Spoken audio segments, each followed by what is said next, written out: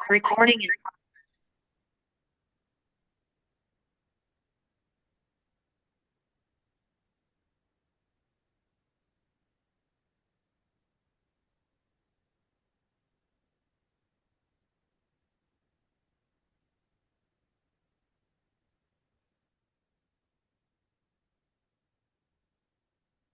ನಮಸ್ಕಾರ ಎಲ್ಲ ಆತ್ಮ ಬಂಧುಗಳಿಗೆ.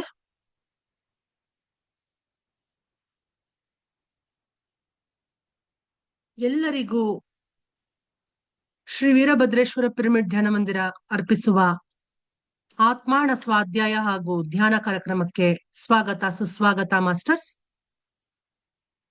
ಮೊಟ್ಟ ಮೊದಲಿಗೆ ನಮ್ಮೆಲ್ಲರ ಪ್ರೀತಿಯ ಗುರುಗಳಾದ ಬ್ರಹ್ಮರ್ಷಿ ಪಿತಾಮಹ ಡಾಕ್ಟರ್ ಸುಭಾಷ್ ಪತ್ರಿಜಿ ಗುರುಗಳ ಪಾದಗಳಿಗೆ ವಂದಿಸುತ್ತಾ, ಗುರುಪತ್ನಿಯಾದ ಶ್ರೀಮತಿ ಸ್ವರ್ಣಮಾಲಾ ಪತ್ರಿ ಮೇಡಂರ ಪಾದಗಳಿಗೆ ವಂದಿಸುತ್ತಾ,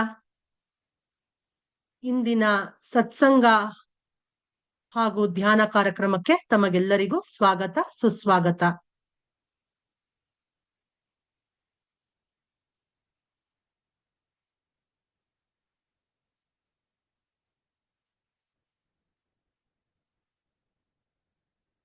ಡಿಯರ್ ಮಾಸ್ಟರ್ಸ್, ನಾವು ಆತ್ಮಾಣ ಪುಸ್ತಕ ಸ್ವಾಧ್ಯಾಯದ ಬಗ್ಗೆ ನಾವು ನೋಡ್ತಾ ಬರ್ತಾ ಇದ್ವಿ.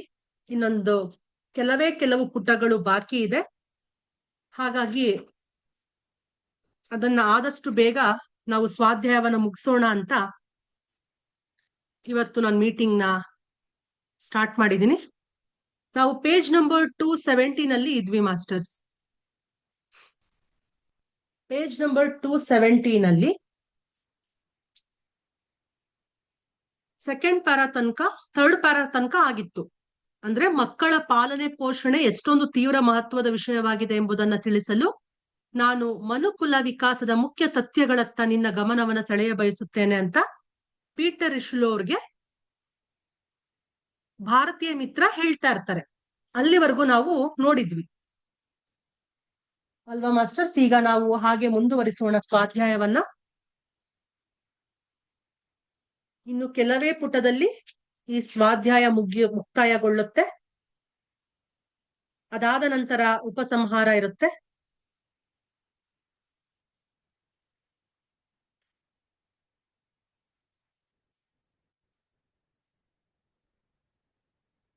ಓಕೆ ಮಾಸ್ಟರ್ಸ್, ಆತ್ಮಾಣ ಒಂದು ಜೀವಾತ್ಮನ ಪಯಣ. ಮೂಲ ಲೇಖಕರು ಪೀಟರ್ ರಿಶ್ಲೋ, ಕನ್ನಡಕ್ಕೆ ಅನುವಾದ ಮಾಡಿರೋದು ಡಾಕ್ಟರ್ ಜೀವಂದರ ಕೇತಪ್ಪನವರ, ಸೀನಿಯರ್ ಪಿರಮಿಡ್ ಮಾಸ್ಟರ್, ನಿಮ್ಮೆಲ್ಲರಿಗೂ ಗೊತ್ತೇ ಇದೆ. ಜೀವನ ಮತ್ತು ಮರಣಾನಂತರದ ಜೀವನಕ್ಕೆ ಸಂಬಂಧಿಸಿದ ವಿವಿಧ ರಹಸ್ಯಗಳ ಒಂದು ಮನಮೋಹಕ ಅನ್ವೇಷಣೆ ಈ ಆತ್ಮಾಯಣ ಪುಸ್ತಕ. ಮಾಸ್ಟರ್ಸ್, ಯಾರಾದ್ರೂ ಅನ್ಮ್ಯೂಟ್ ಮಾಡ್ಕೊಂಡು ಹೇಳಿ, ನನ್ನ ವಾಯ್ಸ್ ಸರಿಯಾಗಿ ಕೇಳಿಸ್ತಾ ಇದೆ ಅಲ್ಲ?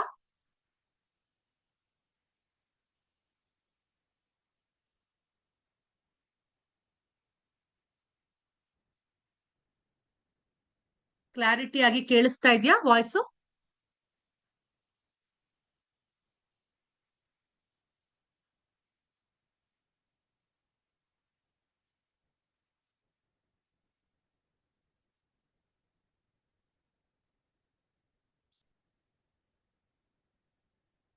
ಶಾಂತಮ್ಮ ಮ್ಯಾಮ್, ಅನ್ಮ್ಯೂಟ್ ಮಾಡ್ಕೊಳ್ಳಿ.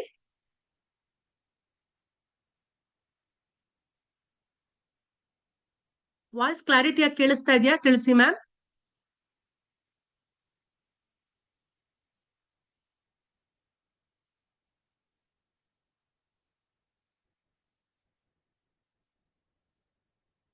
ಓಕೆ,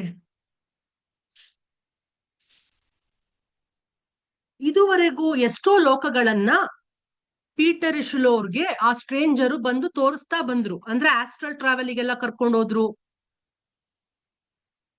ಅವರ ಫಿಸಿಕಲ್ ಬಾಡಿ, ಅವ್ರು ಎಲ್ಲಿ ಮಲಗಿರ್ತಾರೋ ಅಲ್ಲಿಂದ ಬೇರೆ ಬೇರೆ ಲೋಕಗಳಿಗೆ ಅವ್ರ ತಮ್ಮ ಚಾರ್ಲ್ಸ್, ಅಂದ್ರೆ ಪೀಟರ್ ರಿಶ್ಲೋ ಅವರ ತಮ್ಮ ಚಾರ್ಲ್ಸ್ ಚಿಕ್ಕ ಏಜ್ ಅಲ್ಲಿ ತೀರೋಗಿರ್ತಾರಲ್ಲ, ಆಗ ತುಂಬಾನೇ ಮರುಗ್ತಾ ಇರ್ತಾರೆ ಪೀಟರ್ ರಿಶ್ಲೋ. ಅವಾಗ ಭಾರತೀಯ ಮಿತ್ರ ಎವ್ರಿಡೇ ನೈಟ್ ಬಂದು ಅವ್ರಿಗೆ ಹೇಗೆಲ್ಲ ಇರುತ್ತೆ ಮನುಷ್ಯ ಜೀವನ, ಮತ್ತೆ 4 ಬಗೆಯ ಸಾಮ್ರಾಜ್ಯಗಳ ಬಗ್ಗೆ, ಅಂದ್ರೆ mineral Kingdom, plant Kingdom, animal Kingdom, human Kingdom ಇದ್ರ ಬಗ್ಗೆ ಎಲ್ಲ ತಿಳಿಸ್ಕೊಡ್ತಾ ಬರ್ತಾರೆ. ಅವ್ರು ಸ್ಟಾರ್ಟಿಂಗ್ ಇಂದ ಕೂಡ ತಿಳಿಸ್ಕೊಡ್ತಾ ಬರ್ತಾರೆ. ಆಮೇಲೆ ವಿವಿಧ ಲೋಕಗಳು ಯಾವ್ಯಾವ ರೀತಿ ಇದೆ, ಬೇರೆ ಬೇರೆ dimensions, first zone, second zone, third zone, fourth zone, fifth, sixth, seventh zone ವರ್ಗು ಅವರೆಲ್ಲ ಕರ್ಕೊಂಡು ಹೋಗಿ ಅವ್ರಿಗೆ ತೋರಿಸ್ಕೊಳ್ತಾ ಬರೋದನ್ನೆಲ್ಲ ನಾವು ನೋಡಿದ್ವಿ ಅಲ್ವಾ ಮಾಸ್ಟರ್ಸ್? ಎಷ್ಟು ಚೆನ್ನಾಗಿ ಅದ್ಭುತವಾಗಿ ಬೇರೆ ಬೇರೆ ಲೋಕಗಳಲ್ಲಿ ಮರಣಾನಂತರ ಕೂಡ ಜೀವನ ಇದೆ. ಸೂಕ್ಷ್ಮ ಲೋಕದಲ್ಲಿ ಕೂಡ ಅಲ್ಲಿ ಇರ್ತಾರೆ, ಸೂಕ್ಷ್ಮ ಲೋಕ ವಾಸಿಗಳು ಇರ್ತಾರೆ. ಅವ್ರು ಯಾವ ರೀತಿಯೆಲ್ಲ ಜೀವನವನ್ನ ನಡೆಸ್ತಾ ಇರ್ತಾರೆ. ಸಾವು ಅನ್ನೋದು ಈ ದೇಹಕ್ಕೆ ಮಾತ್ರ, ಆತ್ಮಕ್ಕೆ ಸಾವಿಲ್ಲ ಅನ್ನೋದ್ರ ಬಗ್ಗೆ ಅವ್ರು ತಿಳಿಸ್ತಾ ಬರ್ತಾರೆ. ಅದ್ರಲ್ಲಿ ಅವ್ರ ತಮ್ಮ ಚಾರ್ಲ್ಸ್ ಸತ್ತ ನಂತರ ಕೂಡ ಆ ಸೂಕ್ಷ್ಮ ಲೋಕದಲ್ಲಿ ಎಷ್ಟು ಚೆನ್ನಾಗಿ ಖುಷಿಯಾಗಿ ಅವ್ರು ಇರ್ತಾರೆ ಅನ್ನೋದನ್ನ ಅವರ ಅಣ್ಣನಾದ ಪೀಟರ್ ಎಶುಲೋಗೆ ಮನದಟ್ಟ ಮಾಡ್ತಾರೆ. ಇದನ್ನ ನಾವು ನೋಡಿದ್ವಿ. ಈಗ ನಾವು ಮುಂದೆ ನೋಡ್ತಾ ಬರೋಣ ಮಾಸ್ಟರ್ಸ್. ಪೇಜ್ ನಂಬರ್ 270 ನಾವು ಈ ಸ್ವಾಧ್ಯಾಯವನ್ನ ಮುಂದುವರಿಸ್ತಾ ಬರೋಣ. ಮನುಷ್ಯನ ವಿಕಾಸದಲ್ಲಿ 7 ವರ್ಷಗಳ ಕೆಲವು ಕಾಲಘಟ್ಟಗಳು ಬರುತ್ತವೆ. ಆ ಪ್ರತಿಯೊಂದು ಘಟ್ಟಗಳಲ್ಲಿ ನಮಗೆ ಹೊಸ ಶಕ್ತಿ ಹಾಗೂ ಗುಣಗಳು ಪ್ರಾಪ್ತವಾಗುತ್ತವೆ. ನಮ್ಮ ನಿರ್ನಾಳ ಗ್ರಂಥಿಗಳ ಮೇಲೆ ಈ ಕಾಲಘಟ್ಟಗಳ ನೇರ ಪ್ರಭಾವವು ಬೀರುತ್ತದೆ. ನಾವು ಜನ್ಮ ಎಂದೇನು ಕರೆಯುತ್ತೇವೆಯೋ ಅದು ನಿಶ್ಚಿತವಾಗಿ ನಮ್ಮ ಈ ದೃಶ್ಯ ಭೌತಿಕ ಶರೀರದ ಜನ್ಮವಾಗಿದೆ. ಅದು ನಮ್ಮ ಅದೃಶ್ಯ ಶರೀರದೊಂದಿಗೆ ಅಲ್ಪ ಸಮಯದಲ್ಲಿಯೇ ಕರ್ಮದಲ್ಲಿ ತೊಡಗುತ್ತದೆ. ಗರ್ಭಾವಸ್ಥೆಯಲ್ಲಿ ಭೌತಿಕ ಭ್ರೂಣವು ತಾಯಿಯ ಗರ್ಭದಲ್ಲಿ ಸುರಕ್ಷಿತವಾಗಿರುತ್ತದೆ. ನಾನು ಈಗಾಗಲೇ ನನ್ನ ಸಂಭಾಷಣೆ ಮೂಲಕ ನಿನಗೆ ಅಲ್ಪ ಮಟ್ಟಿಗಾದರೂ ತಿಳುವಳಿಕೆ ನೀಡಲು ಪ್ರಯತ್ನ ಮಾಡಿದಂತಹ ವಾಯವೀ ತತ್ವ ಆಗಿರ್ಬೋದು, ಸೂಕ್ಷ್ಮ ಶರೀರ ಆಗಿರ್ಬೋದು ಹಾಗೂ ಮನೋಮಯ ಕೋಶಗಳಂತಹ ಸೂಕ್ಷ್ಮ ವಾಹನಗಳು ಹೊರ ಜಗತ್ತಿನ ವಾತಾವರಣವನ್ನ ಸಹಿಸಿಕೊಳ್ಳಲು ಸಕ್ಷಮವಾಗುವವರೆಗೆ ಪ್ರಕೃತಿಯ ಅಥವಾ ವಿಶ್ವದ ಗರ್ಭದೊಳಗೆ ರಕ್ಷಿಸ್ತಾ ಇರ್ತವೆ.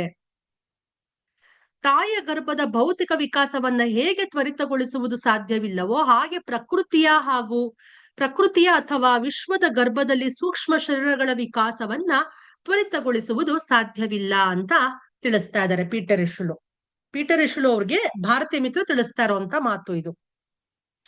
ಏನ್ ಹೇಳ್ತಿದ್ದಾರೆ ಅಂದ್ರೆ, ಮನುಷ್ಯನ ವಿಕಾಸ ಏನಿದೆ, ಮನುಷ್ಯ ಎವಾಲ್ಯೂಷನ್ ಏನಿದೆ, ಆ 7 ವರ್ಷಗಳ ಕೆಲವು ಕಾಲಘಟ್ಟಗಳು ಬರ್ತವೆ. ಆ ಪ್ರತಿಯೊಂದು ಘಟ್ಟಗಳಲ್ಲಿ ನಮ್ಗೆ ಹೊಸ ಶಕ್ತಿ ಹಾಗೂ ಗುಣಗಳು ಪ್ರಾಪ್ತ ಆಗ್ತಾ ಇರ್ತವೆ. ನಮ್ಮ ನಿರ್ನಾಳ ಗ್ರಂಥಿಗಳ ಮೇಲೆ ಆ ಕಾಲಘಟ್ಟ ನೇರ ಪ್ರಭಾವ ಬೀರುತ್ತೆ, ಎಫೆಕ್ಟ್ ಮಾಡುತ್ತೆ, ಪರಿಣಾಮ ಬೀರುತ್ತೆ. ನಾವು ಜನ್ಮ ಅಂತ ಏನ್ ಕರಿತೀವಿ ಅದು ನಿಶ್ಚಿತವಾಗಿ ನಮ್ಮ ಈ ದೃಶ್ಯ ಭೌತಿಕ ಶರೀರದ ಜನ್ಮ ಆಗಿದೆ. ಈಗ ನಾವ್ ಏನ್ ನೋಡ್ತಾ ಇದೀವಿ ಮಾಸ್ಟರ್ಸ್ ಹೊರಗಡೆ, ಈ ಭೌತಿಕ ಶರೀರವನ್ನ ನಾವು ನೋಡ್ತಾ ಇದೀವಿ. ನಮ್ಮ ಫಿಸಿಕಲ್ ಬಾಡಿಯಲ್ಲಿ ಇದ್ಕೊಂಡು ನಾವು ಹೊರಗಿನ ಪ್ರಪಂಚವನ್ನ ನೋಡ್ತಾ ಇದೀವಿ ಅಲ್ವಾ. ನಾವು ಆತ್ಮ ಸ್ವರೂಪಿಯಾಗಿ ನೋಡ್ತಾ ಇಲ್ಲ. ನಾವು ಫಿಸಿಕಲ್ ಬಾಡಿ ಒಳಗಡೆ ನಮ್ಮ ಆತ್ಮ ಅನ್ನೋದು ಬಂದು ಸೇರ್ಕೊಂಡಿದೆ. ನಾವು ಈ ಮೆಟೀರಿಯಲಿಸ್ಟಿಕ್ ಜೀವನವನ್ನ ನೋಡ್ತಾ ಇದೀವಿ. ಅದು ನಮ್ಮ ಅದೃಶ್ಯ ಶರೀರಗಳೊಂದಿಗೆ ಅಲ್ಪ ಸಮಯದಲ್ಲಿಯೇ ಕರ್ಮದಲ್ಲಿ ತೊಡಗುತ್ತೆ. ಈಗ ನಮ್ ಶರೀರ ಏನಿದೆ ಕೇವಲ ಇದೊಂದೇ ಶರೀರ ಅಲ್ಲ, 7 ಶರೀರಗಳು ಇವೆ ನಮ್ಗೆ. ಅದು ನಮ್ಗೆ ಅರಿವಿಗೆ ಬಂದಿದೆ ಅಲ್ವಾ. ನಾವು ಧ್ಯಾನಕ್ಕೆ ಬಂದ್ಮೇಲೆ ನಮಗೆ ಇದ್ರ ಬಗ್ಗೆ ವಿಷಯ ಗೊತ್ತಾಗಿದೆ. ಅದಕ್ಕೂ ಮುಂಚೆ ನಮ್ಗೆ ಗೊತ್ತಿರ್ಲಿಲ್ಲ. ಗರ್ಭಾವಸ್ಥೆಯಲ್ಲಿ ಭೌತಿಕ ಭ್ರೂಣವು ತಾಯಿಯ ಗರ್ಭದಲ್ಲಿ ಸುರಕ್ಷಿತವಾಗಿ ಇರುತ್ತೆ, ಪ್ರೊಟೆಕ್ಟಿವ್ ಆಗಿ ಇರುತ್ತೆ ಅಲ್ವಾ. ನಾನೀಗಾಗಲೇ ನನ್ನ ಸಂಭಾಷಣೆ ಮೂಲಕ ನಿನಗೆ ಅಲ್ಪ ಮಟ್ಟಿಗಾದ್ರೂ ತಿಳುವಳಿಕೆಯನ್ನು ನೀಡಲು ಪ್ರಯತ್ನ ಮಾಡಿದಂತಹ ಆ ವಾಯವೀ ತತ್ವ ಆಗಿರ್ಬೋದು, ಸೂಕ್ಷ್ಮ ಶರೀರ ಆಗಿರ್ಬೋದು, ಮನೋಮಯ ಕೋಶಗಳು ಆಗಿರ್ಬೋದು, ಈ ರೀತಿ ಸೂಕ್ಷ್ಮ ವಾಹನಗಳು ಹೊರ ಜಗತ್ತಿನ ವಾತಾವರಣವನ್ನ ಸಹಿಸಿಕೊಡೋಕ್ಕೋಸ್ಕರ ಸಕ್ಷಮವಾಗುವವರೆಗೆ ಪ್ರಕೃತಿಯ ಅಥವಾ ವಿಶ್ವದ ಗರ್ಭದೊಳಗೆ ಅವು ರಕ್ಷಿಸ್ತಾ ಇರ್ತವೆ ಅಂತ ಹೇಳ್ತಾ ಇದ್ದಾರೆ. ತಾಯಿ ಗರ್ಭದ ಭೌತಿಕ ವಿಕಾಸವನ್ನ ಹೇಗೆ ತ್ವರಿತಗೊಳಿಸುವುದು ಸಾಧ್ಯವಿಲ್ಲವೋ ಹಾಗೆ ಪ್ರಕೃತಿಯ ಅಥವಾ ವಿಶ್ವದ ಗರ್ಭದಲ್ಲಿ ಸೂಕ್ಷ್ಮ ಶರೀರಗಳ ವಿಕಾಸವನ್ನ ತ್ವರಿತಗೊಳಿಸುವುದು ಸಾಧ್ಯವಿಲ್ಲ. ಅದರದೇ ಆದ ಟೈಮ್ ಬರಬೇಕು ಮಾಸ್ಟರ್ಸ್. ಇವು ವಿಕಾಸಗೊಳ್ಳಲು ನಿಗದಿತ ಸಮಯವನ್ನ ನೀಡಬೇಕು. ಇದರಿಂದ ಮಗುವಿನ ಯೋಗ್ಯ ವಿಕಾಸ ಆಗುತ್ತೆ. ಆದ್ರಿಂದ ತಂದೆ ತಾಯಿಗಳು ಮಕ್ಕಳ ಆಯುಷ್ಯದ 21ನೇ ವರ್ಷದವರೆಗೆ ಅವರ ಮಾರ್ಗದರ್ಶಕ, ಪರಾಮರ್ಶಕ ಹಾಗೂ ಮಿತ್ರರು, ಅಂದ್ರೆ ಗೈಡ್ಸ್ ಅಂತ ಏನ್ ಹೇಳ್ತಾರೆ, ಕೌನ್ಸಿಲರ್ಸ್ ಅಂತ ಏನ್ ಹೇಳ್ತಾರೆ, ಫ್ರೆಂಡ್ಸ್ ಅಂತ ಏನ್ ಹೇಳ್ತಾರೆ, ಅವರು ಆಗಿರ್ಬೇಕು ಅಂತ ಹೇಳ್ತಾ ಇದಾರೆ. ಅಂದ್ರೆ ತಂದೆ ತಾಯಿಗಳು ಮಕ್ಕಳ ಆಯುಷ್ಯದ 21ನೇ ವರ್ಷದವರೆಗೆ ಗೈಡೆನ್ಸ್ ಅನ್ನೋದು ಸಿಗ್ತಾ ಇರ್ಬೇಕು ಮಕ್ಕಳಿಗೆ ಅಲ್ವಾ. ಒಂದು ಫ್ರೆಂಡ್ಸ್ ಇಂದ ಗೈಡೆನ್ಸ್ ಸಿಗ್ತಾ ಇರುತ್ತೆ, ಮಾರ್ಗದರ್ಶಕರುಗಳಿಂದ ಗೈಡೆನ್ಸ್ ಸಿಗ್ತಾ ಇರುತ್ತೆ, ತಂದೆ ತಾಯಿಗಳಿಂದ ಗೈಡೆನ್ಸ್ ಸಿಗ್ತಾ ಇರುತ್ತೆ. ಇದರಿಂದ ಅಲ್ಲಿಯವರೆಗೆ ಆತನ ಅದೃಶ್ಯ ಶರೀರಗಳು ಪೂರ್ಣವಾಗಿ ವಿಕಸಿತಗೊಂಡು ಆ ಮಗುವಿಗೆ ಒಂದು ಸಂಪೂರ್ಣ ಆತ್ಮವಿಶ್ವಾಸಯುಕ್ತ ವಯಸ್ಕನನ್ನಾಗಿಸಲು ಸಹಾಯವಾಗುತ್ತದೆ ಅಲ್ವಾ ಮಾಸ್ಟರ್ಸ್. ಇದು ನಮ್ಮ ಅರಿವಿಗೆ ಬಂದಿರುತ್ತೆ, ನಾವೆಲ್ಲರೂ ನೋಡ್ತಾ ಇರ್ತೀವಿ, ಇದೆಲ್ಲ ನಮ್ಮ ಅರಿವಿಗೆ ಬಂದಿರುತ್ತೆ. ಆ ನಂತರ ಆತನ ಮೇಲಿನ ತಂದೆ ತಾಯಿಗಳ ನಿಯಂತ್ರಣ ಕೊನೆಗೊಳ್ಬೇಕು. ಆತನು ಕೇಳಿದರೆ ಮಾತ್ರ ಅವರು ಸಲಹೆ ನೀಡಬೇಕು. ಏಕೆ ಅಂತಂದ್ರೆ ಅವರೀಗ ಅನುಭವಸ್ಥರಾಗಿದ್ದಾರೆ. ಮಗ ಚಿಕ್ಕವನಿಂದ ಅವನು ತಂದೆ ತಾಯಿಗಳ ಗೈಡೆನ್ಸ್ ನ ಪಡ್ಕೊಳ್ತಾ ಇರ್ತಾನೆ. ಅವ್ನು ದೊಡ್ಡವನಾದ್ಮೇಲೆ ಎಲ್ಲವನ್ನ ಅವನೇ ಮಾಡೋದ್ ಕಲ್ತ್ಕೊಳ್ತಾ ಇರ್ತಾನೆ. ಈಗ ತಂದೆ ತಾಯಿಗಳ ಅವಶ್ಯಕತೆ ಅಷ್ಟು ಇರೋದಿಲ್ಲ. ಅವ್ನ್ ದೊಡ್ಡವನಾದ್ಮೇಲೆ ಅವನ್ಗೆ ಎಲ್ಲ ಗೊತ್ತಾಗ್ತಾ ಬರುತ್ತೆ ಅಲ್ವಾ ಮಾಸ್ಟರ್ಸ್. ತಾನ್ ಏನ್ ಮಾಡ್ಬೇಕು, ಯಾವ ಕೆಲಸ ಮಾಡ್ಬೇಕು, ನನ್ಗೆ ಯಾವ ರೀತಿಯ ಜವಾಬ್ದಾರಿಗಳಿದೆ ಜೀವನದಲ್ಲಿ ಅನ್ನೋದನ್ನೆಲ್ಲ ಅವನು ಕಾಣ್ತಾ ಬರ್ತಾನೆ.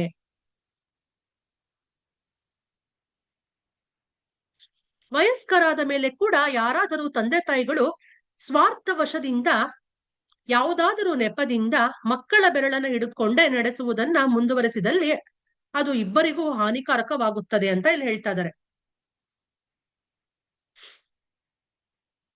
ಮಕ್ಕಳುಗಳು ದೊಡ್ಡವರಾದಾಗ ಅವ್ರ ಪಾಡಿಗೆ ಅವ್ರನ್ನ ಬಿಡ್ಬೇಕು, ಅಂದ್ರೆ ಅವ್ರಿಗೆ ಎಲ್ಲವನ್ನ ಕಲಿಸಿ ನಾವು ಬಿಡ್ಬೇಕಾಗತ್ತೆ.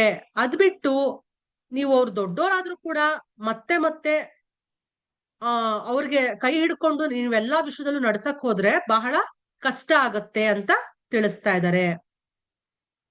ಎಷ್ಟು ವಿಷಯಗಳನ್ನ ನಾವು ಕೇವಲ ಈ ಆತ್ಮಾಯಣ ಪುಸ್ತಕದಿಂದನೇ ತಿಳ್ಕೊಳ್ತಾ ಬಂದ್ವಿ ಅಲ್ವಾ ಮಾಸ್ಟರ್ಸ್. ಬಹಳಷ್ಟು ವಿಷಯಗಳನ್ನ ನಾವು ಇಷ್ಟೊಂದು ಎಪಿಸೋಡ್ಗಳಲ್ಲಿ ತಿಳ್ಕೊಳ್ತಾ ಬಂದ್ವಿ.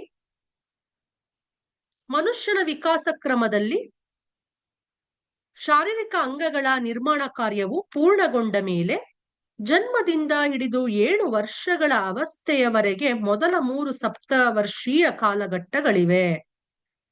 ಮನುಷ್ಯನ ಎವಲ್ಯೂಷನ್ ಕ್ರಮ ಏನಿದೆ, ಶಾರೀರಿಕ ಅಂಗಗಳ ನಿರ್ಮಾಣ ಕಾರ್ಯ ಪೂರ್ಣಗೊಂಡ ಮೇಲೆ, ಅಂದ್ರೆ ಎಲ್ಲ ತನ್ನ ಶರೀರ ಅಂಗಾಂಗಗಳು ಅದು ನಿರ್ಮಾಣ ಕಾರ್ಯ ಅನ್ನೋದೇನಿದೆ ಅದೆಲ್ಲ ಪೂರ್ಣ ಆದ್ಮೇಲೆ ಜನ್ಮದಿಂದ ಹಿಡಿದು ಅಂದ್ರೆ ಆ ಮಗು ಹುಟ್ಟುವ ಜನ್ಮದಿಂದ ಹಿಡಿದು 7 ವರ್ಷಗಳ ಅವಸ್ಥೆ ಏನಿದೆ ನೋಡಿ, ಅದು ಮೊದಲ 3 ಸಪ್ತವರ್ಷೀಯ ಕಾಲಘಟ್ಟಗಳಿವೆ ಅಂತ ಹೇಳ್ತಾರೆ. ಅಲ್ಲಿ ಒಂದು 3 ಸಪ್ತವರ್ಷೀಯ ಕಾಲಘಟ್ಟಗಳು ಅಂತ ಇರುತ್ತೆ. ಮಗುವಿಗೆ 2ನೇ ಸಲ ಹಲ್ಲುಗಳು ಬರುವವರೆಗೆ ಮೊದಲನೇ ಕಾಲಘಟ್ಟವಾಗಿದೆ. ಫಸ್ಟ್ ಹಲ್ಲು ಹಾಲಲ್ಲು ಅಂತ ಹೇಳ್ತಾರಲ್ಲ ಮಾಸ್ಟರ್ಸ್, ಅದು ಮಕ್ಕಳಿಗೆ ಹುಟ್ಟಿ ಅದ್ ಬಿದ್ದೋದ್ಮೇಲೆ 2ನೇ ಸಲ ಹಲ್ಲು ಬರುತ್ತಲ್ಲ, ಆ ಟೈಮ್ ವರ್ಗೆ ಮೊದಲನೇ ಕಾಲಘಟ್ಟ ಅಂತ ಹೇಳ್ತಾರೆ. 7ನೇ ವರ್ಷದಿಂದ 14ನೇ ವರ್ಷದವರೆಗೆ ತರುಣಾವಸ್ಥೆ ತಲುಪುವುದು. ಇದನ್ನ ಅಂಡರ್ಲೈನ್ ಮಾಡ್ಕೊಳ್ಬೇಕು ಮಾಸ್ಟರ್ಸ್ ನಾವು. 7ನೇ ವರ್ಷದಿಂದ 14ನೇ ವರ್ಷದವರೆಗೆ ತರುಣಾವಸ್ಥೆ ತಲುಪುತ್ತೆ ಮಗು. ನಿಮ್ಗೆ ಗೊತ್ತಿರ್ಬೋದು ಮಾಸ್ಟರ್ಸ್, ಅಥವಾ ಗೊತ್ತಿಲ್ದಲೇ ಇರ್ಬೋದು, ನಾನು ಈ ವಿಷಯ ತಿಳಿಸ್ತೀನಿ. 7 ವರ್ಷಗಳ ತನಕ ಆ ಮಕ್ಕಳಿಗೆ ಮನಸ್ಸು ಅನ್ನೋದು ಇರೋದಿಲ್ಲ. 7 ವರ್ಷ ಆದ್ಮೇಲೆ ಅವ್ರಿಗೆ ಮನಸ್ಸು ಅನ್ನೋದು ಶುರುವಾಗತ್ತೆ. ಅಂದ್ರೆ ಮನಸ್ಸಿನಿಂದ ಅವ್ರ ಕೆಲ್ಸಗಳನ್ನ ಮಾಡೋಕೆ ಶುರು ಮಾಡ್ತಾರೆ ಮಕ್ಕಳುಗಳು. 7 ವರ್ಷಗಳ ತನಕ ಅವರು ತಾಯಿ ತಂದೆ ಗೈಡೆನ್ಸ್ ಅಥವಾ ಬೇರೆಯವರು ಮಾರ್ಗದರ್ಶಕರುಗಳು ಏನೇ ಹೇಳ್ತಿರ್ತಾರೆ ಆ ಗೈಡೆನ್ಸ್ ಪ್ರಕಾರ ನಡೀತಾ ಇರ್ತಾರೆ. 7 ವರ್ಷದ ಮೇಲೆ ಮಕ್ಕಳಿಗೆ ಮನಸ್ಸನ್ನೋದು ಹುಟ್ಕೊಳ್ಳುತ್ತೆ. ಅವ್ರಿಗೆ ಮನಸ್ಸಿಗೆ ಇಷ್ಟವಾದದ್ದೇ ಅವರು ಆರಿಸ್ಕೊಳ್ತಾ ಬರ್ತಾರೆ. ಈಗ ಬಟ್ಟೆಗಳನ್ನೇ ಆಗಿರ್ಬೋದು, ಚಿಕ್ಕ ಮಕ್ಳಿದಾಗ ನಾವು ತಂದೆ ತಾಯಿಗಳು ಮಕ್ಳಿಗೆ ನಮ್ಮ ಇಷ್ಟ ಬಂದಂತ ಬಟ್ಟೆಗಳನ್ನ ಹಾಕ್ತಾ ಇರ್ತೀವಿ, ಮಕ್ಕಳು ಹಾಕಿಸ್ಕೊತಾ ಇರ್ತಾರೆ.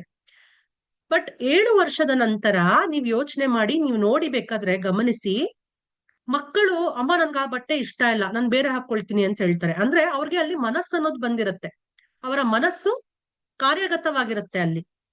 ಅಲ್ಲಿವರೆಗೂ ಮಕ್ಕಳು ತಂದೆ ತಾಯಿ ಮಾತನ್ನ ಕೇಳ್ತಾ ಇರ್ತಾರೆ. 7 ವರ್ಷದ ನಂತರ ಅವ್ರಿಗೆ ಅವ್ರದೇ ಆದಂತ ಮನಸ್ಸು ಅನ್ನೋದು ನಡೆಸ್ತಾ ಬರುತ್ತೆ ಅವ್ರನ್ನ.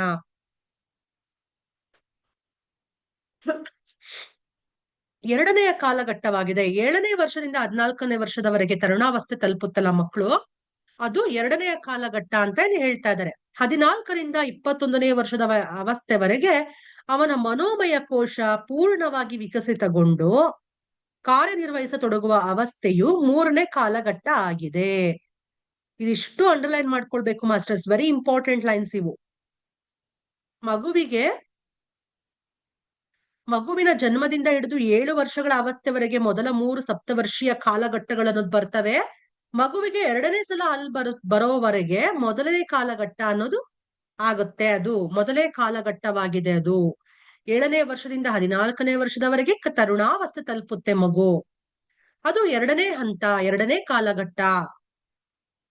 14ರಿಂದ 21ನೆಯ ವರ್ಷದ ಅವಸ್ಥೆವರೆಗೆ ಅವನ ಮನೋಮಯ ಕೋಶ ಪೂರ್ಣವಾಗಿ ವಿಕಸಿತಗೊಳ್ಳುತ್ತಲ್ಲ, ಆ ಕಾರ್ಯ ನಿರ್ವಹಿಸತೊಡಗುವ ಅವಸ್ಥೆ 3ನೇ ಕಾಲಘಟ್ಟ ಆಗಿದೆ ಅಂತ ಇಲ್ಲಿ ತಿಳಿಸ್ಕೊಡ್ತಾ ಇದ್ದಾರೆ. ನವಜಾತ ಶಿಶುವಿನಲ್ಲಿ ಈ ಎಲ್ಲ ಶರೀರಗಳ ನಕಾರಾತ್ಮಕ ವಿಶೇಷತೆಗಳು ಮಾತ್ರ ಸಕ್ರಿಯವಾಗಿರ್ತವೆ. ಸಕಾರಾತ್ಮಕ ವಿಶೇಷತೆಗಳು ಪರಿಪಕ್ವವಾಗುವವರೆಗೆ ಅವನು ಈ ವಿಭಿನ್ನ ಯಾನಗಳ ಪೂರ್ಣ ಉಪಯೋಗ ಮಾಡಿಕೊಳ್ಳುವುದು ಸಾಧ್ಯವಿಲ್ಲ. ಜೀವನದ ಪ್ರಥಮ 7 ವರ್ಷಗಳಲ್ಲಿ ಆಕಾಶ ಧ್ರುವ ಬಿಂದುವಿನ ಸುತ್ತಮುತ್ತ ಕೇವಲ ನಕಾರಾತ್ಮಕ ಶಕ್ತಿಗಳು ಕ್ರಿಯಾಶೀಲವಾಗಿರ್ತವೆ. ಆ ಸಮಯದಲ್ಲಿ ಮಕ್ಕಳಲ್ಲಿ ಅದೇ ನಕಾರಾತ್ಮಕ ಮಾಧ್ಯಮಗಳಂತ ಒಂದು ದಿವ್ಯ ದೃಷ್ಟಿ ಅನ್ನೋದು ಇರುತ್ತೆ. ಇದೇ ಕಾರಣದಿಂದಾಗಿ ದೊಡ್ಡವರು ನೋಡಲಾರದಂತಹ ಸಂಗತಿಗಳೊಂದಿಗೆ ಚಿಕ್ಕ ಮಕ್ಕಳು ಆಟ ಆಡ್ತಾ ಇರ್ತಾರೆ. ಈಗ ಏಂಜಲ್ಸ್ ಮಾತಾಡಿಸ್ತಾ ಇರ್ತಾರೆ ಮಾಸ್ಟರ್ಸ್. ಚಿಕ್ಕ ಮಕ್ಳುಗಳು ನಿದ್ದೆ ಮಾಡ್ಬೇಕಾದ್ರೆ ನಗ್ತಾ ಇರ್ತವೆ ಅಲ್ವಾ, ನೀವ್ ನೋಡಿರ್ತೀರಾ. ಚಿಕ್ಕ ಮಕ್ಳು ನಿದ್ದೆ ಮಾಡೋವಾಗ್ಲೂ ಕೂಡ ನಗ್ತಾ ಇರ್ತವೆ. ಆಮೇಲೆ ಸುಮ್ನೆ ಎಲ್ಲೋ ಒಂದ್ ಕಡೆ ಆಟ ಆಡ್ಬೇಕಾದ್ರೆ ಎಲ್ಲೋ ಯಾರನ್ನೋ ನೋಡಿ ನಗ್ತಾ ಇರ್ತವೆ. ನಾವ್ ಅಲ್ಲಿ ನೋಡ್ತೀವಿ, ತಿರುಗ್ ನೋಡಿದಾಗ ಅಲ್ಲಿ ಯಾರು ಇರೋದಿಲ್ಲ, ಬಟ್ ಮಕ್ಳು ಅಲ್ಲಿ ನೋಡಿ ನಗ್ತಾ ಇರ್ತವೆ. ಅಂದ್ರೆ ಅಲ್ಲಿ ಏಂಜಲ್ಸ್ ಇರ್ತಾರೆ, ಅವರು ಮಕ್ಕಳನ್ನ ನಗಿಸ್ತಾ ಇರ್ತಾರೆ, ಮಕ್ಕಳ ಜೊತೆ ಆಟ ಆಡ್ತಾ ಇರ್ತಾರೆ. ಅದು ದೊಡ್ಡವ್ರಿಗೆ ಕಾಣಿಸೋದಿಲ್ಲ. ನಿಷ್ಕಲ್ಮಶವಾದ ಮನಸ್ಸಿರುವಂತಹ ಮಕ್ಕಳಿಗೆ, ಪುಟ್ಟ ಮಕ್ಕಳಿಗೆ ಮಾತ್ರ ಆ ಏಂಜಲ್ಸ್ ಕಾಣಿಸ್ತಾರೆ. ಇಲ್ಲಿ ಹೇಳ್ತಾ ಇದ್ದಾರೆ ನೋಡಿ, ದಿವ್ಯ ದೃಷ್ಟಿ ಅನ್ನೋದಿರುತ್ತೆ ಮಕ್ಕಳಿಗೆ. ಹಾಗಾಗಿ ಇದೇ ಕಾರಣದಿಂದಾಗಿ ದೊಡ್ಡವರು ನೋಡಲಾರದಂತಹ ಸಂಗತಿಗಳೊಂದಿಗೆ ಚಿಕ್ಕ ಮಕ್ಕಳು ಆಟವಾಡ್ತಾ ಇರ್ತಾರೆ. ಇದು ಸಾಮಾನ್ಯ ಸಂಗತಿಯಾಗಿದೆ. ನಂತರ ಆ ಶಕ್ತಿಗಳು ಸ್ವಲ್ಪ ಶಿಥಿಲಗೊಂಡು ಸಕಾರಾತ್ಮಕ ಶಕ್ತಿಗಳು ವಿಕಸಿತಗೊಳ್ತವೆ. ಈ ಸಮಯದಲ್ಲಿ ಸ್ವಾತಂತ್ರ್ಯ ಪೂರ್ವಕವಾಗಿ ಭಾವನೆಗಳು ಪ್ರದರ್ಶಿಸಲ್ಪಡುತ್ತವೆ ಅಂತ ಹೇಳ್ತಾ ಇದ್ದಾರೆ. ಆದರೆ ಅವುಗಳಲ್ಲಿ ಶಕ್ತಿ ಅನ್ನೋದು ಇರೋದಿಲ್ಲ. ಅವು ಸ್ಥಾಯಿಯಾಗಿರುವುದಿಲ್ಲ ಅಂತ ಹೇಳ್ತಾ ಇದ್ದಾರೆ. 14ರಿಂದ 21 ವರ್ಷದ ವಯಸ್ಸಿನಲ್ಲಿ ಪ್ರಚಂಡ ಹಾಗೂ ಅನಿಯಂತ್ರಿತ ಇಚ್ಛೆಗಳು ವೃದ್ಧಿಸುತ್ತವೆ. ಅಂಡರ್ಲೈನ್ ಮಾಡ್ಕೊಳ್ಳಿ ಮಾಸ್ಟರ್ಸ್ ಇದನ್ನು ಕೂಡ. 14 ಇಯರ್ಸ್ ಇಂದ 21 ಇಯರ್ಸ್ ತನಕ ಆ ವಯಸ್ಸಿನಲ್ಲಿ ಪ್ರಚಂಡ ಹಾಗೂ ಅನಿಯಂತ್ರಿತ ಇಚ್ಛೆಗಳು, ಅಂದ್ರೆ ಅವ್ರ ಕಂಟ್ರೋಲ್ ಅವ್ರು ಇರೋದಿಲ್ಲ ಅಂತ ಹೇಳ್ತಾರೆ ಇಲ್ಲಿ. ಆ ತರ ಇಚ್ಛೆಗಳು ಅಲ್ಲಿ ವೃದ್ಧಿ ಆಗತ್ತೆ. ಅವರನ್ನ ಸಂಭಾಳಿಸೋದು ತಂದೆ ತಾಯಿಗಳಿಗೆ ಒಂದು ಸವಾಲಾಗ್ಬಿಡುತ್ತೆ. ಹೇಳಿದ ಮಾತು ಕೇಳ್ತಾ ಇರೋದಿಲ್ಲ ಮಕ್ಕಳು. ಆ ಸಮಯದಲ್ಲಿ ಅವರಿಗೆ ಧೈರ್ಯವಾಗಿದ್ಕೊಂಡು ಅತ್ಯಂತ ತಾಳ್ಮೆಯಿಂದ ಮಕ್ಕಳ ಮಾತುಗಳನ್ನ ಅರ್ಥ ಮಾಡಿಕೊಳ್ಳಲು ಕಲಿಯಬೇಕಾಗುತ್ತೆ. ಮನಸ್ಸಿನ ನಕಾರಾತ್ಮಕ ಧ್ರುವದ ಸುತ್ತಲೂ ಸಕ್ರಿಯವಾಗಿರುವ ಶಕ್ತಿಗಳ ಕುರಿತು ಮಕ್ಕಳು ಬಹಳ ಸಂವೇದನಶೀಲರಾಗಿರ್ತಾರೆ. ಇದೇ ಕಾರಣದಿಂದಾಗಿ ಅವರು ತೀವ್ರ ಅನುಕರಣಶೀಲರು, ಹುರಿದುಂಬಿಸುವವರು ಹಾಗೂ ಸಕಾರಾತ್ಮಕ ಗುಣಗಳನ್ನ ಪಡೆದುಕೊಳ್ಳಲು ಹೋರಾಡುವಂತವರು ಆಗಿರ್ತಾರೆ. ಈ ಸ್ಥಿತಿ ಬರುತ್ತಿದ್ದಂತೆ ಆತ್ಮವು ತನ್ನ ಶಕ್ತಿ ಮೇಲೆ ಮುಂದೆ ಬರುತ್ತೆ ಹಾಗೂ ಅದಕ್ಕೆ ಹಾಗೆ ಮಾಡುವಂತ ಸ್ವಾತಂತ್ರ್ಯವನ್ನ ನೀಡಬೇಕಾಗುತ್ತೆ. ನಮ್ಮಿಂದ ತಪ್ಪುಗಳಾಗದಂತೆ ಅವರಿಂದಲೂ ತಪ್ಪುಗಳಾಗಬಹುದು. ಈಗ ದೊಡ್ಡವ್ರು ಏನ್ ತಪ್ಪು ಮಾಡ್ತಾರೆ, ದೊಡ್ಡವರಿಂದ ತಪ್ಪುಗಳಾದಂತೆ ಚಿಕ್ಕವರಿಂದಲೂ ಕೂಡ ತಪ್ಪುಗಳಾಗಬಹುದು. ಈ ರೀತಿಯಾಗಿ ನಾವೆಲ್ಲರೂ ಪಾಠಗಳನ್ನ ಕಲಿತೀವಿ. ದೊಡ್ಡವರು ಕೂಡ ಪಾಠವನ್ನ ಕಲಿತಾರೆ, ಚಿಕ್ಕವರು ಕೂಡ ಪಾಠವನ್ನ ಕಲಿಬೇಕಾಗತ್ತೆ ಆ ಸಮಯದಲ್ಲಿ ಅಲ್ವಾ. ನಾವು ನೋಡ್ತಾ ಬಂದಿದೀವಿ ನಮ್ಮ ಸುತ್ತಮುತ್ತಲ ಪ್ರಪಂಚದಲ್ಲಿ.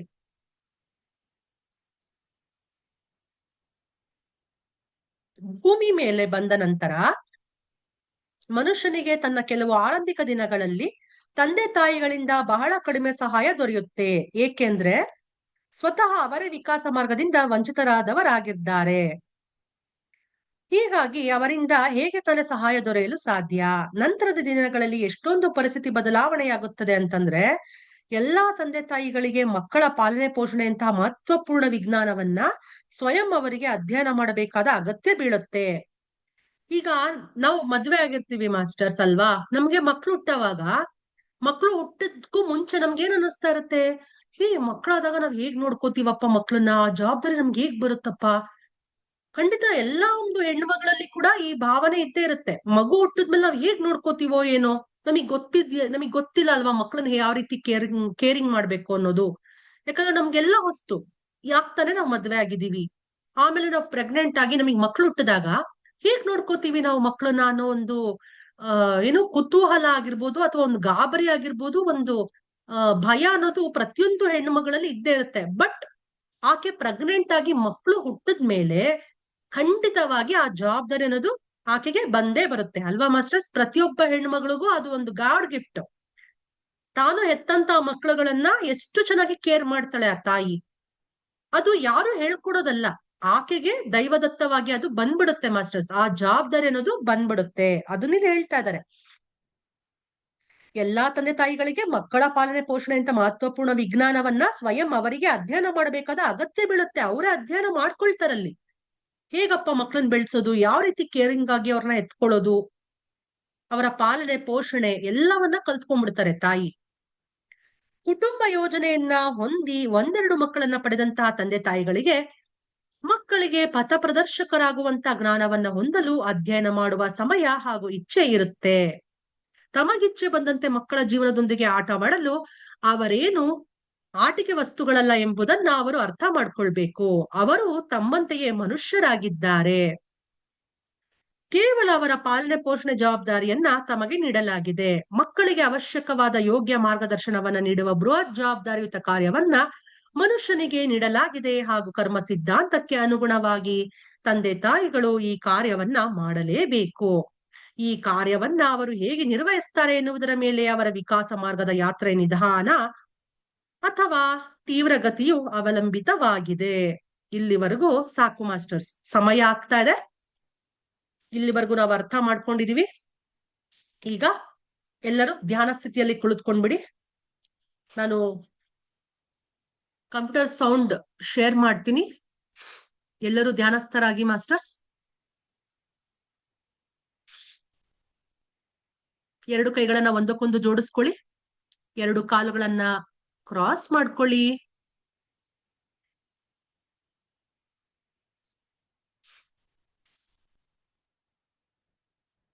ಎರಡು ಕೈಗಳನ್ನ ಜೋಡಿಸ್ಕೊಂಡಿದ್ದೀರಾ, ಎರಡು ಕಾಲುಗಳನ್ನ ಕ್ರಾಸ್ ಮಾಡ್ಕೊಂಡಿದ್ದೀರಾ. ಎರಡು ಕಣ್ಣುಗಳನ್ನ ಮೃದುವಾಗಿ ಮುಚ್ಚಿ just focus on your natural, normal, easy, tender, soft breath.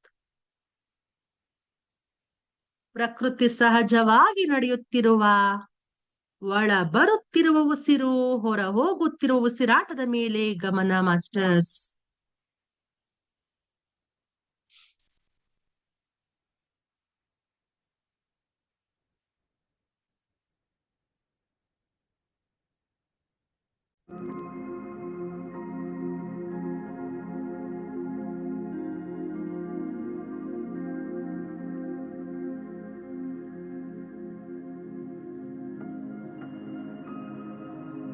ಅತ್ರಿಜಿ ಗುರುಗಳ ಕಾನ್ಶಿಯಸ್ನೆಸ್ ಅಲ್ಲಿ ಎಲ್ಲರೂ ಆಳವಾಗಿ ಆನಾಪಾನಸತಿ ಧ್ಯಾನದಲ್ಲಿ ನಿರತರಾಗಿ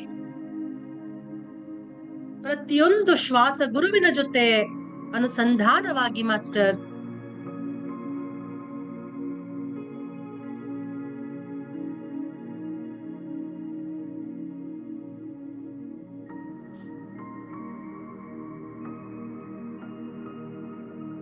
ಆನ ಎಂದರೆ ಉಚ್ಛ್ವಾಸ,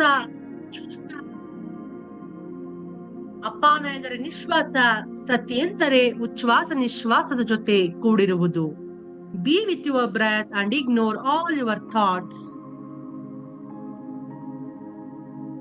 ಆಳವಾಗಿ ನಿಮ್ಮೊಳಗೆ ನೀವು ಪ್ರವೇಶಿಸಿಕೊಳ್ಳಿ ಮಾಸ್ಟರ್ಸ್. ಶ್ವಾಸ ಗುರುವಿನೊಂದಿಗೆ ಇರಿ.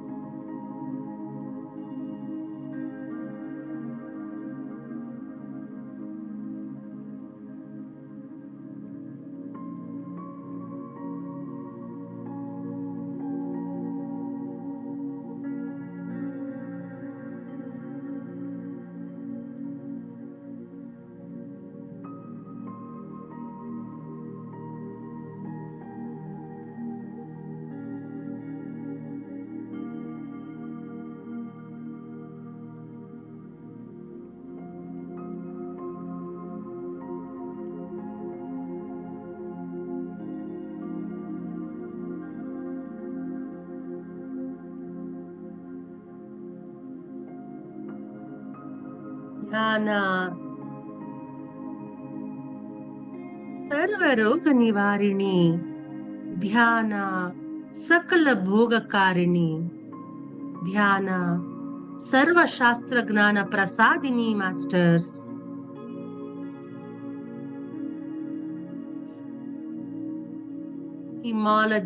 ಹಿಮಾಲಯದ ಎಲ್ಲ ಯೋಗಿಗಳು, ಸಪ್ತ ಋಷಿಯರು, ಋಷಿ ಪತ್ನಿಯರು, ಸೀತಾಮಾತೆ, ಯಶೋಧರ ಮಾತೆ, ಪಂಚಭೂತಗಳು, ನವಗ್ರಹಗಳು, ನಿಸರ್ಗ ಮಾತೆ, ವಸುಂಧರ ಮಾತೆ, ಗೋಮಾತೆ, ತುಳಸಿ ಮಾತೆ, ಗೌತಮ ಬುದ್ಧ, ಮಹಾವೀರ, ಜೀಸಸ್ ಕ್ರೈಸ್ಟ್ ಇವರೆಲ್ಲರ ಜೊತೆ ಒಟ್ಟಿಗೆ ಕುಳಿತು ಇವರೆಲ್ಲರ ಆತ್ಮ ಚೈತನ್ಯದ ಜೊತೆ ನಮ್ಮ ಆತ್ಮ ಚೈತನ್ಯವನ್ನ ಅನುಸಂಧಾನಗೊಳಿಸಿ ನಾವೆಲ್ಲರೂ ಒನ್ನೆಸ್ಸಿಂದ ಪತ್ರಿಜಿ ಗುರುಗಳ ಕಾನ್ಶಿಯಸ್ನೆಸ್ ಅಲ್ಲಿ ಧ್ಯಾನವನ್ನ ಮಾಡ್ತಾ ಇದ್ದೀವಿ.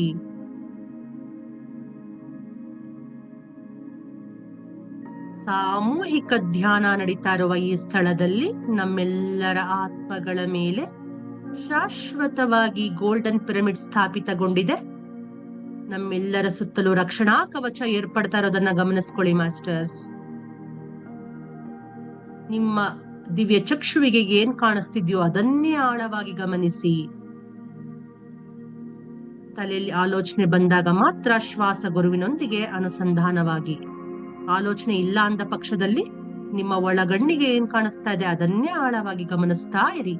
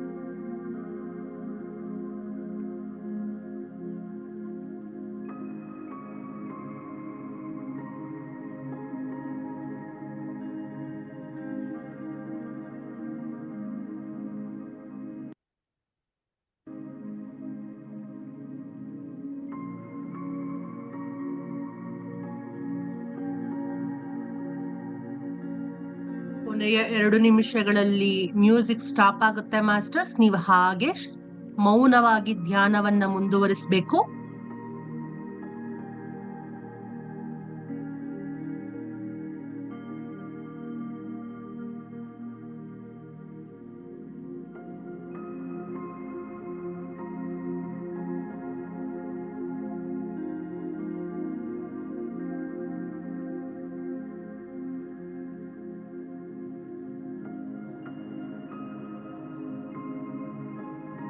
ಧ್ಯಾನದಿಂದ ಜ್ಞಾನ, ಜ್ಞಾನದಿಂದ ಮುಕ್ತಿ, ಜ್ಞಾನಾಗ್ನಿದಗ್ಧ ಕರ್ಮಾಣಂ.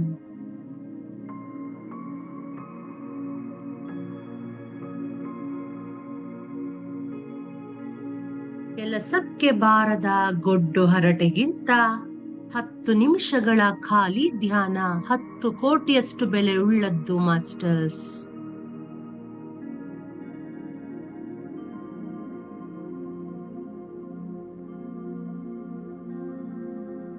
ಮೌನ ಧ್ಯಾನವನ್ನ ಮುಂದುವರಿಸ್ಕೊಳ್ಳಿ ಮಾಸ್ಟರ್ಸ್.